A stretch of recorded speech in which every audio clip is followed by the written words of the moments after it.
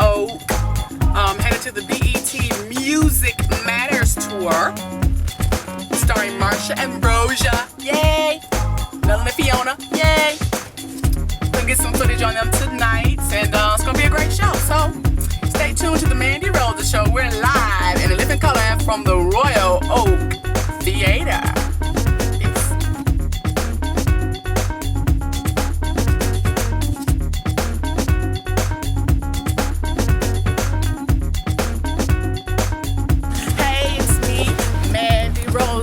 And you're tuning in to the Mandi Roza Show. We're here in the beautiful Royal Oak, Michigan. That's right. And we're here to see MARSHA AMBROSIUS and MELANIE FIONA. And we're going to have a great time. We're going to get some interviews and everything. So y'all stay tuned because it's going down tonight, all right, on the Mandi Roza Show, all right?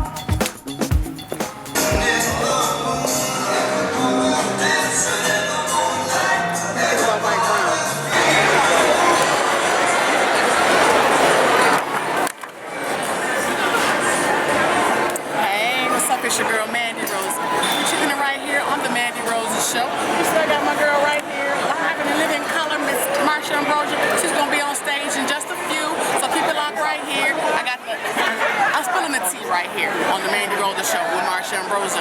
Keep it locked right here, the Mandi Roza Show. Don't forget it. Tell a friend, tell your mama, tell anybody. All right? See y'all later.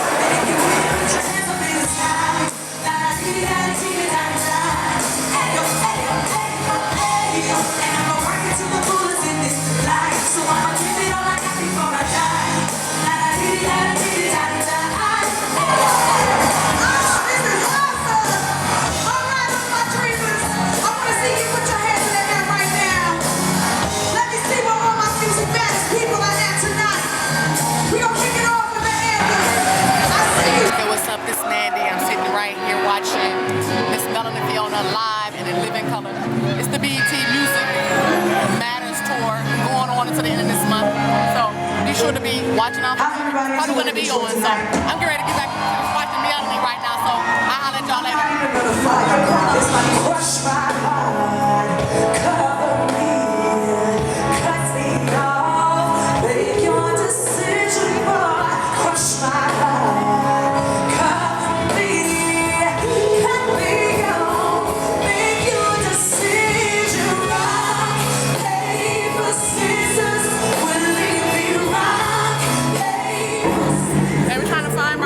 To go on a tour bus if we can find it. We don't have any passes to get back in this joint. We gotta find Mike Brown right now. So anyway, wanna go interview MARSHA? See you in a second, alright?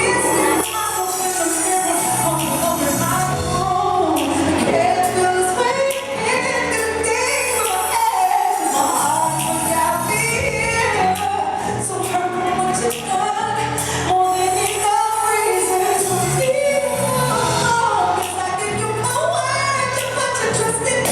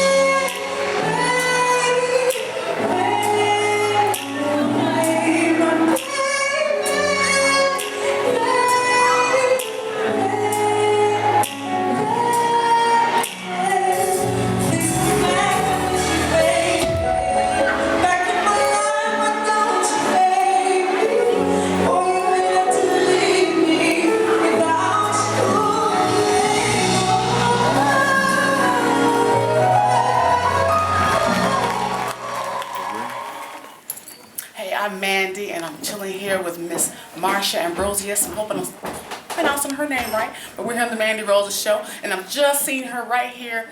She's live in living color finally. We've been talking about her all week. Lady, you just blew everybody away. Aww, it was overwhelming. I mean, my team is from Detroit. My sound engineer, my road manager, so it felt like we were coming home today. Like we had a lot of family in the building, so it was like I was at home on stage, and it was like, oh, the whole crowd is working with me the whole time. It was weird. It's still weird. I literally just got off stage, so like my ears are still ringing full of music, and yes. You know that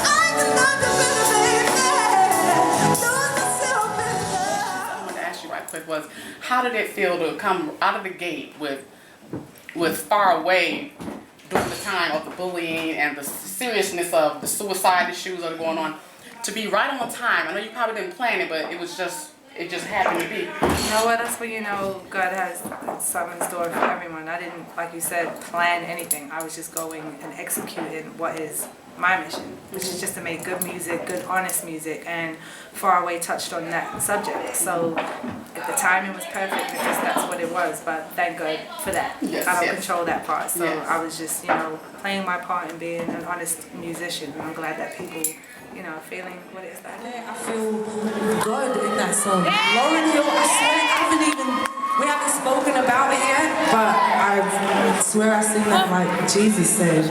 Sing that. Tell me a little bit about the presence, being in the presence of not too many artists can say they've been in the presence of the king of pop himself, and rest in peace. But how was that, being a part of him and creating that Butterflies for him? That's something you already had, or you created it for him? I wrote Butterflies in '97 about a guy that I had a crush on who worked in McDonald's sweeping the floor, and I thought he was fine. I don't even really know his name. I think it was Tyrone, I swear. I know this sounds very cheesy, but I want to say his name was Tyrone, best friends of Mark that lived up the street from my mother's house. And yeah, in 1997, submitted it to my publishing company, got to Philly, year 2000, created the demo with Andre Harris of A Touch of Jazz, and when I was shopping for the FLOETRY deal, I threw that song on there as a part of the demo, and Michael Jackson heard it through John McClane, who signed us to DreamWorks at the time as FLOETRY. So Mike heard the record on the demo and was like, I love that record for me. And you know, he was recording Invincible, so I was in the studio with him 4 months later after recording that song, which is absolutely insane. And yeah, to be in a company of the greatest to ever do it so early on in my career only shaped things for, you know, 11 years later what I am still able to do. And, you know, someone of that caliber taking a chance from a girl from Liverpool, you know, it's kind of surreal, but I had to have done something right to do that, and I won't fault myself or say, okay, it could be for nothing. And he told me himself, you know, this is the beginning for you, imagine where you're going to go. And I can't imagine it, I'm just kind of living it. Like, I'd never believed that all of Detroit would be in the building tonight singing every word I ever wrote. That's overwhelming, but it's, no, I mean, this CD just came out March 1st. Like, I'm talking about past work, things I've written year 2000. It's 11 years later for me as far as emotions. Right. When I'm still giving back and people can relate to that moment, it feels like people are growing with me and allowing me to be myself through the process. I guess some artists can get lost or have to conform to whatever's going on at the time. People are just letting me be me, and that's a blessing.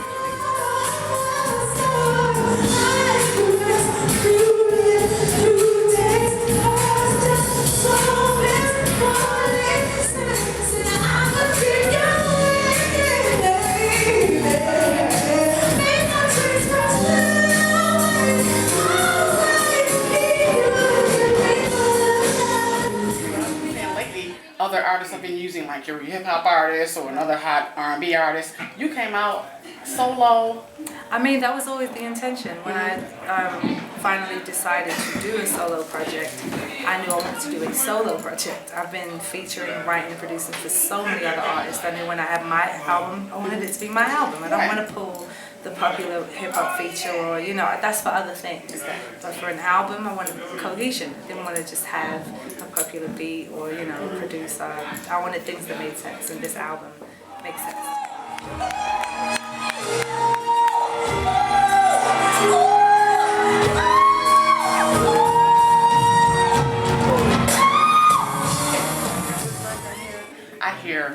classic, old school. I hear like Tina Marie, I hear Prince, I hear Michael, and I know all of those artists influenced you. Definitely. So I'm definitely feeling that album. I'm definitely pushing it as much as I can on my end.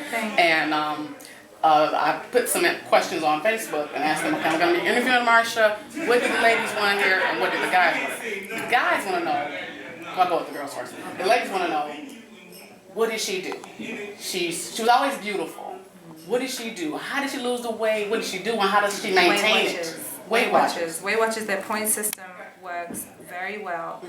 It works incredibly when you are absolutely overweight. When I started it, I was absolutely overweight for my height. I started the program roughly around 230 pounds because you have to lug in your weight to calculate your calorie intake. And that's kind of what I've applied to maintaining the weight loss. So if I'm 5'8" and at the time 230 pounds, it's like 32 points an allowance a day. So you kind of keep counting your calories, and which if you're disciplined enough, you will do so. But now I can tell you what's in a can of Coca-Cola, what's in a bag of chips, and I'll just know how to eat. I'll eat whatever I want, but you know, not the whole bag of chips, the entire box of Twinkies. It's like, you know, containing it. So maintenance and moderation is key, but discipline is key. Because at the end of the day, tomorrow the food is still going to be there. That cookie I want to eat is going to be there tomorrow. The cookie jar is going to be there next week. So it's just, you know, knowing when to. And I've maintained the weight loss from 2004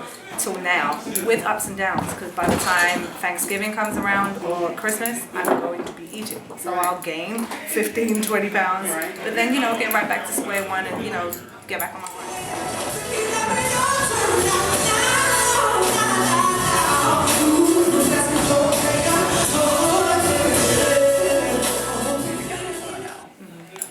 Who does she look for in a man? Because when that song With You comes on, who is she thinking? Who's Marsha thinking about? It's him. It's him.